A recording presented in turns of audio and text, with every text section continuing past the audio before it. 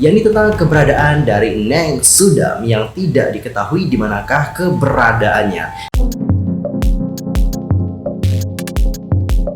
Hi everyone, I'm Mr. Kip. Welcome back to my YouTube channel. Nah, yang lagi nonton, bagaimanakah kabarnya hari ini? Apakah dalam kondisi yang baik-baik saja? Ya, harapkan seperti itu ya kawan-kawan. Untuk hari ini kita akan membahas tentang topik-topik yang lagi panas banget diperbincangkan. Dan buat kalian yang gak mau ketinggalan apapun, langsung aja subscribe channel ini dan jangan lupa juga buat bunyi loncengnya. Thank you so much. Dan teman-teman, langsung saja kita mulai dari topik yang pertama, yaitu tentang Indonesia yang akan dihadiri oleh banyak idol K-pop. Mulai dari Secret Number, NCT127 hingga Kim Sejong.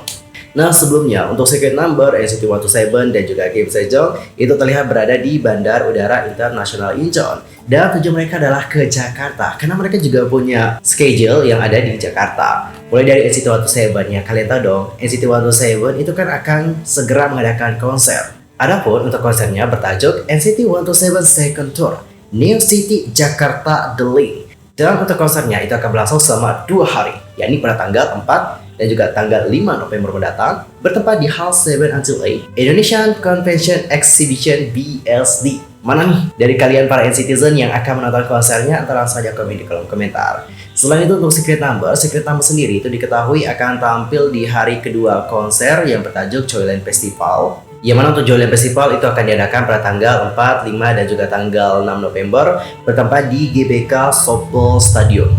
Sedangkan untuk Sejong itu akan menggelar yang namanya Jumpa Fest yang bertajuk 2022 Sejong Sesang Diary in Jakarta yang berlokasi di Balai Sarbini pada tanggal 4 November 2022. Waduh, ramai banget ya idol K-pop yang berkunjung ke Indonesia. Anyway, dari kalian yang menonton, acara manakah yang akan kalian kunjungi? Apakah Jumpa Fest bersama dengan Sejong atau Joyland Festival atau NCT127 konser? Entah langsung saja komen di kolom komentar. Kalau kita berbicara tentang Secret Number, ada salah satu topik yang lagi ramai banget nih diperbincangkan oleh para penggemar, yaitu tentang dimanakah keberadaan dari Neng Sudami.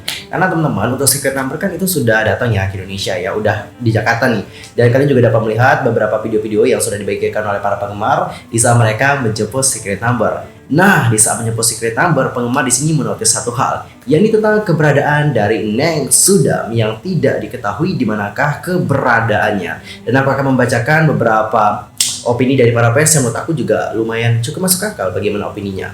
Guys, buat yang nyari Sudam, kayaknya Sudam itu naik pesawat Korean Air sih. Soalnya kan Asiana itu yang first class cuma 14, NCT 9, Secret Number 6, ya pasti kurang 1 ya. Jadi Sudam naik Korean Air, makanya tadi sudah bisa sama member lain pas di bandara. Anyway, bukannya ada Kim Sejong juga ya. Kalau NCT tambah ini kan udah 15, tambah Sejong bukannya jadi 16 ya. Kalian ngeliat kan, tadi Sudam di bandara Incheon cuma berdua aja sama staf perempuan. Terus Sudam juga gak masuk ke check-in counter Asian Airlines. Kemungkinan besar emang beda pesawat sih. Bisa jadi staf perempuan itu sama Sudam naik Korean Air yang first class, terus staf yang lain naik Asiana Airlines yang ekonomi. Karena manajemennya itu juga check-in di counter Asiana Airlines bareng 5 member lain. Nggak semua pesawat per kelas cuma 14 seat, apalagi sekelas Asian Air, dan gak mungkin ya first class isinya member SN sama 127 top. Pasti ada juga staff mereka masing-masing. Ya maybe Sudam cuma ada masalah data diri dia, jadi staff bantuin dia. Emang dia nggak naik pesawat bareng member lainnya. Staff juga biasanya pakai pesawat kelas ekonomik bukan bisnis, jadi pasti dipisah sih. Ya betul, tapi pasti ada dong 1-2 staff yang nemenin mereka, like manager atau bodyguard. Menurutku karena perjalanan cuma 7 jam, mereka cuma pakai bisnis kelas, udah paling nyaman sih. Dan bisnis kelas itu ada 40-an seat. Rugi kalau first class cuma 7 jam. Ya, masuk akal. Ya Allah, kasihan sih, masa dia sendirian, terus dia sama siapa ya? Kayaknya manajer nih udah turun bareng yang lain tadi. Ada kok sama staf perempuan katanya teman-teman. Ya semoga ya benar-benar, karena pesawatnya kan beda aja nih. Bukan karena ada masalah di paspor dan lain-lain, trauma betul. Tapi kalau emang benar beda pesawat ya, gak sih yang masa dihentikan 1 orang doang dipisah. Well, seperti itulah diskusi dari para fans yang tengah mempertanyakan tentang keberadaan dari Sudam. Dari komentar-komentar tadi, dapat aku simpulkan beberapa alasan yang paling banyak dipercayai oleh para penggemar. Yang pertama, dikarenakan beda pesawat. Dan ya, we don't know juga kenapa bisa beda pesawat. Apakah dikarenakan masalah dokumen atau apapun, we don't know about that. Yang kedua, ada juga yang berpendapat kursi VIP-nya kurang. Tapi untuk kursi VIP kurang, kurang masuk akal juga sih teman-teman. Kalau aku nih ya berpendapat mungkin dikarenakan masalah dokumen kali ya. Ya siapa tahu gitu ada yang ketinggalan dokumennya, makanya kayak delay gitu. Ya nggak sih? Menurut aku ya, itu alasan yang paling kuat sih. Kalau masalah kurang bangku first class, kayak nggak masuk akal sih. Karena secara logika ya, nggak mungkin juga sih orang yang mesenin pesawatnya juga tega gitu ya kan, misahin satu member dengan member yang lain. Ya apapun itu nanti kita tunggu saja bagaimana statement dari agensi mengenai hal yang satu ini. And how about your opinion? Nanti langsung aja komen di kolom komentar ya teman-teman.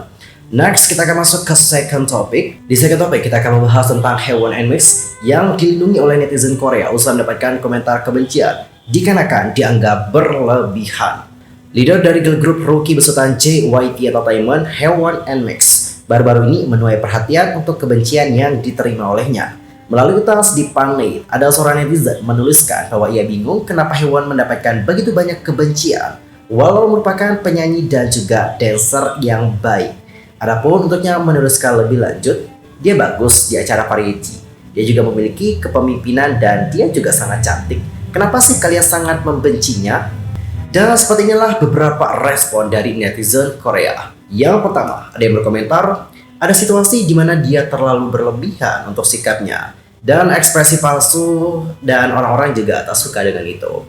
Tak apa sih, jika makin dibenci di sini, maka kau makin populer. Semua orang kenalanku juga suka kok dengan Haewon.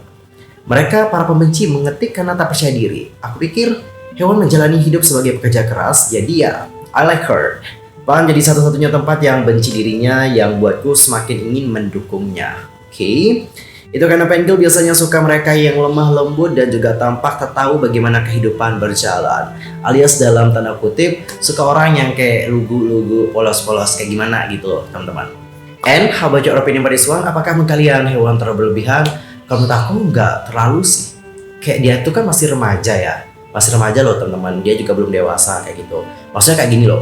Pas remaja kalau dia bersikap seperti itu menurut aku wajar sih. Biasanya ya, para remaja-remaja itu menampilkan bagaimana sisi mereka yang ceria, sisi mereka yang aktif. Jadi bukan berlebihan. Kalau menurut aku seperti itu. And how about your opinion?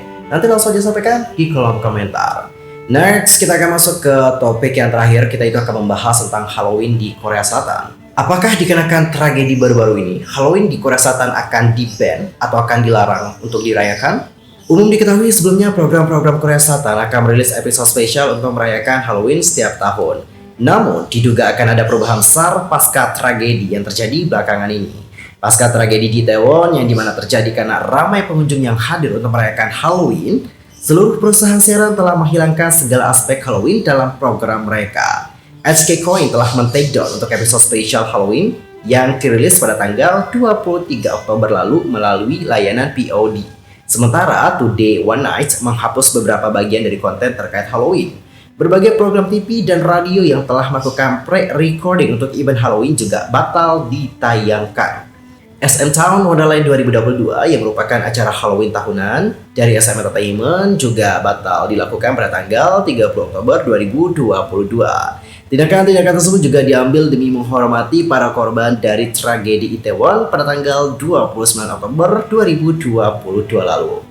Dan di sini ada juga statement dari perwakilan resmi industri penyiaran yang mengatakan lebih lanjut, tampaknya untuk seluruh program, event, dan juga penampilan yang terkait dengan Halloween tak akan diproduksi atau diadakan di industri penyiaran dan juga penampilan di Korea kedepannya. Hanya tahun ini saja.